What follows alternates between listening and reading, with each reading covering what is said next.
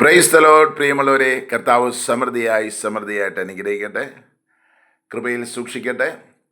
ഇന്നത്തെ മനപ്പാഠ വാക്യം യോഹന്നാൻ്റെ സുവിശേഷം 12-ാമത്തെ അധ്യായം 24 മുതൽ 26 വരെയുള്ള വാക്യങ്ങൾ. ആമേൻ, ആമേൻ, ഞാൻ നിങ്ങളോട് പറയുന്നു, കോതമ്പ് മണി നിലത്തു വീണ് ചാകുന്നില്ല എങ്കിൽ അത് തനിയേ ഇരിക്കും. ചത്തു എങ്കിലോ വളരെ വിളവുണ്ടാകും. തൻ്റെ ജീവനെ സ്നേഹിക്കുന്നവൻ അതിനെ കളയും.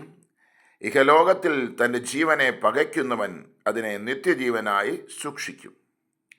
എനിക്ക് ശുശ്രൂഷ ചെയ്യുന്നവൻ എന്നെ അനുഗമിക്കട്ടെ. ഞാൻ ഇരിക്കുന്നിടത്ത് എൻ്റെ ശുശ്രൂഷക്കാരനും ഇരിക്കും. എനിക്ക് ശുശ്രൂഷ ചെയ്യുന്നവനെ പിതാവ് മാനിക്കും. ആമേൻ. നമ്മുടെ പൊന്നു കർത്താവ് പറഞ്ഞ മാറ്റമില്ലാത്ത വചനമാണ്. ആകയാൽ നമ്മെക്കുറിച്ചുള്ള കർത്താവിൻ്റെ വലിയ പ്രത്യാശ എന്താ? നാം ഓരോരുത്തരും നിലത്ത് വീണ് ചെത്ത് പൊട്ടിമുളച്ചാർത്ത് വളർന്ന് നന്നായി ഫലം കായ്ച്ച ഗോതമ്പ് മണി പോലെയാകണമെന്ന്. ഹല്ലേലൂയ.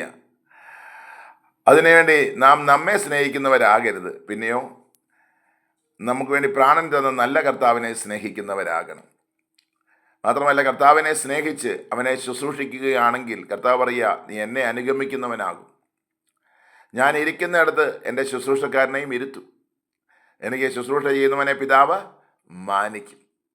പ്രിയപ്പെട്ടവരെ, നമ്മൾ എത്ര മാത്രം ഉന്നതിയിൽ എത്തണമെന്ന കർത്താവ് ആഗ്രഹിക്കുന്നു. ആകയാൽ ഈ പൊന്നു കർത്താവിനെ നമുക്ക് സ്നേഹിക്കാം, നല്ല കർത്താവിനെ നമുക്ക് ശുശ്രൂഷിക്കാം, കർത്താവിന് വേണ്ടി വൻ കാര്യങ്ങൾ ചെയ്യാം. പ്രിയമുള്ളവരെ, അങ്ങനെ പിതാവിനാൽ മാനിക്കപ്പെടുന്നവരാകാം. കർത്താവ് അതിനായി എല്ലാവരെയും സഹായിക്കട്ടെ. പൊന്നു പരിശുദ്ധാത്മാവ് നിറയ്ക്കട്ടെ, വലിയവ ചെയ്യട്ടെ.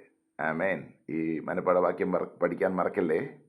കർത്താവ് കൃപയിൽ സൂക്ഷിക്കട്ടെ. ആമേൻ.